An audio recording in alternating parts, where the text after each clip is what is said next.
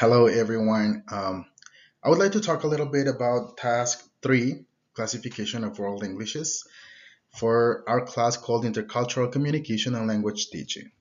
My name is Rogelio Sanchez Torres, and my professor is Norma Galindo Espinosa. So, we're going to start by telling you guys about the variety that I've chosen. This is Australian English, and I titled this presentation A Unique Linguistic Landscape. So, first thing is a little brief history, like an overview, and let's talk a little bit about the British coming to Australia and the indigenous people or indigenous communities that were there.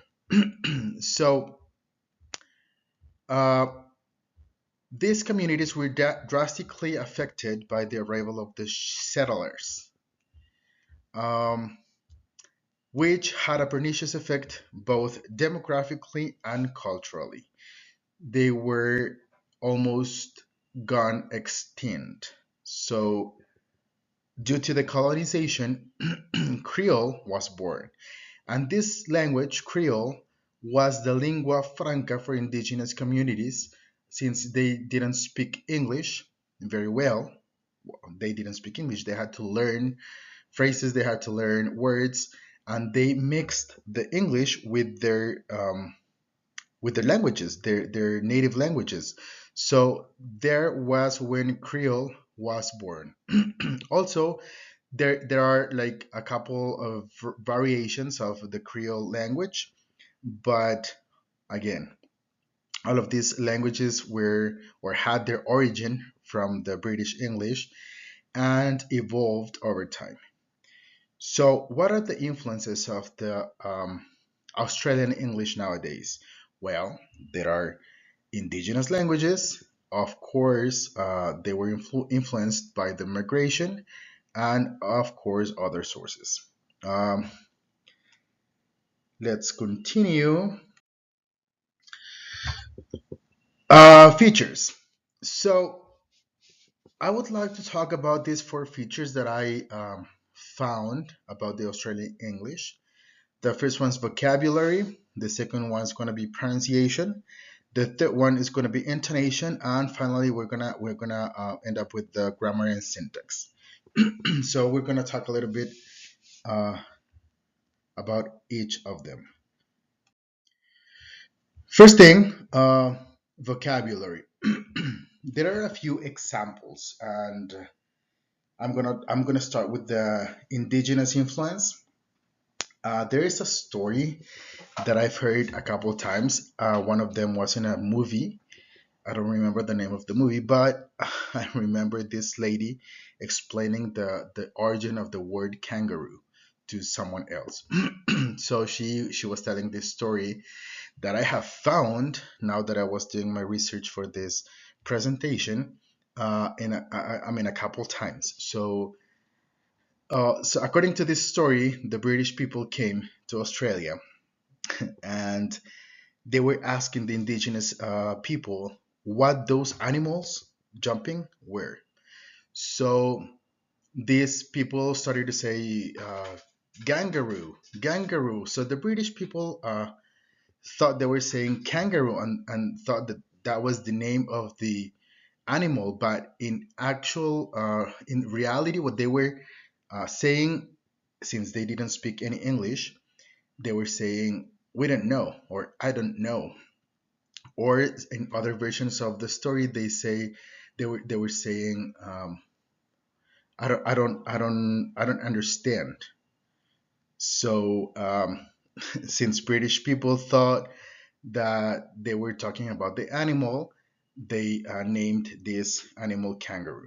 So, but according to other sources that I've been uh, looking at, it's actually the name for the animal from this indigenous community. So they call them kangaroo, but it's been changed to the English now, and it's been um, called kangaroo. Okay, but the thing is that this word comes from the indigenous language. So I was doing my research, and I found this word boomerang as well, and they were in these sources they were telling the boomerang also comes from an indigenous language. So I I can make this comparison. In Mexico, for example, we have added Nahuatl names or um, words. We have adapted those words into Spanish. So I believe this is what happened in Australia as well. So um, this is another feature that I really liked, the unique colloquialisms and the fact that they called mate a friend or arvo afternoon or biki a biscuit. So this is some influence that indigenous languages have had in this vocabulary in Australia. Okay, in terms of pronunciation, we see some examples here. Vowel shifts, for example, Dan sounds like the A in feather, or the T sound. The T between vowels can sound like D, which is also a really interesting feature in pronunciation. Uh, in terms of intonation, uh, the rising terminal. Um, it says rising intonation at the end of statements, making statements sound like questions, and that's like the intonation at the end, which sounds like uh, harder. And in terms of grammar and syntax, they use a lot of this. Uh, in terms of grammar, these diminutives are interesting.